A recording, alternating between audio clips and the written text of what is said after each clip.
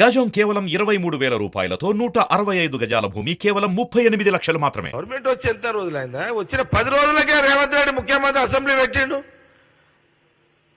మీకేమైనా జ్ఞానం మీకేమైనా ఉందా? మీకేమన్నా 5 ఏళ్ళు నేను సరే బ్యాడ్ లక్, ఇక టైం బాగలేదు, గవర్నమెంట్ వచ్చేటానికి నేను బయట ఉన్నా, కానీ నేను లోపల ఉంటే ఆడుతుంటే ఆట వీళ్ళతోటి, నేను లోపల ఉంటే నేను టైం బాగుండి నేను ఎమ్మెల్యేగా ఉండుంటే కేటీఆర్ హరీష్ రావుతో ఆడుకుంటుంటే మంచిగా. అట్లేం లేదు, నాకు తెలుసు వాళ్ళతో ఎట్లా ఆడుకోవాలో. మీరు ఆ బండ్లలో తిరుగుతారు, ఆర్టిస్ట్ యొక్క విలువ మీకు తెలియదు. సోనియా గాంధీ, రాహుల్ గాంధీ గారికి తెలుసు ఆ విలువ.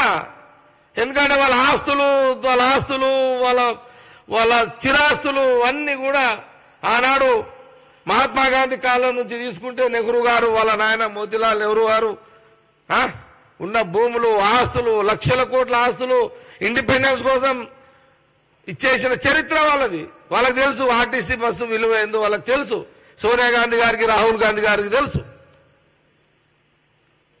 కేసీఆర్ కుటుంబానికి తెలియకపోవచ్చు, పిల్లలకు తెలియకపోవచ్చు. ఎందుకంటే పిల్లలు పవర్ రాగానే రోడ్డు మీదకి వచ్చారు కాబట్టి తెలియకపోవచ్చు. అలా ఆ విలువేందో సోనియా గాంధీ, రాహుల్ గాంధీ గారు బాగా తెలుసు కాబట్టి సీఎం రేవంత్ రెడ్డి గారు స్టార్ట్ చేసారు తెల్లారే. అమ్మ రోజుకు 400 మంది అంటే ఇప్పుడు 25 రోజులే. ఒక్క బస్సు 4 ట్రిప్పులు అంటే లెక్క చేయండి ఒకసారి. ఎవరు ఇప్పుడు వారు తిరిగింది ఎంత తెలంగాణలో? చిన్న 6.5 కోట్లు, 6.5 కోట్ల మంది మెడిసాయి, 6.5 కోట్ల మంది ఈరోజు మహిళలు తెలంగాణ తిరిగిరు ఫ్రీగా. దీనికి నువ్వు సవాలా? నేను కేటీఆర్ని, హరీష్ రావుని అడుగుతున్నా. మీకు దీని మీద వస్తారా? డిబేట్కి వస్తారా? మీరు ఎప్పుడు అమరవీరుల జ్ఞాపకార్థంగా మీరు వాళ్ళకి ఇచ్చేది ఏం లేదు. అమరవీరుల కుటుంబాలకు కానీ ఆడికి పోతారు, దండం పెడతారు, మీ పని మీరు చేసుకుంటారు. దండాలే స్తూపాలకు. ఆ స్తూపం కాడికి రా అసెంబ్లీ ముందు ఎప్పుడన్నా. మా యూత్ కాంగ్రెస్ ఎన్ఐసి వాళ్ళు వస్తారు, వాళ్ళు చూసుకుంటారు మీ సంగతి అంతా.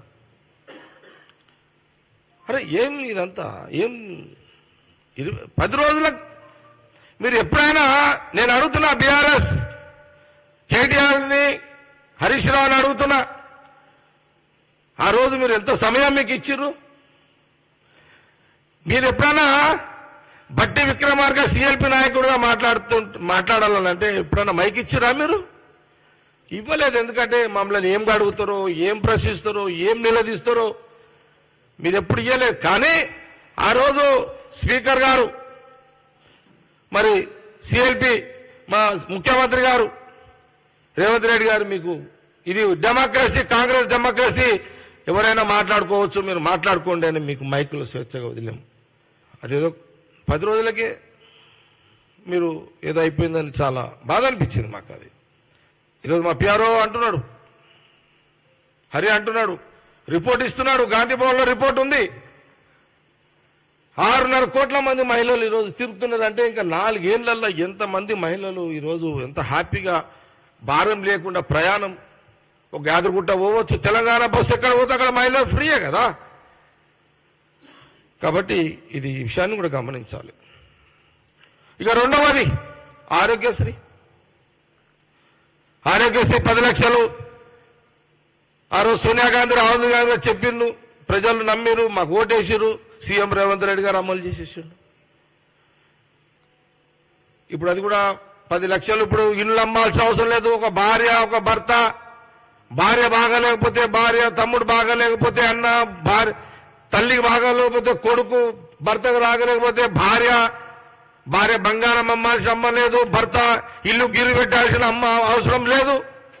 ఆరోగ్యశ్రీ 10 లక్షల వరకు మీరు ఏ పెద్ద దవాఖానకు పోయినా మీకు ఫ్రీ ట్రీట్మెంట్. ఎందుకంటే మీకు ఫ్రీ ట్రీట్మెంట్ విలువ తెలియదు. ఎందుకంటే మీరు ముఖ్యమంత్రి గారి కొడుకులు, బిడ్డలు, మీకు ఈ బాధలు తెలియవు.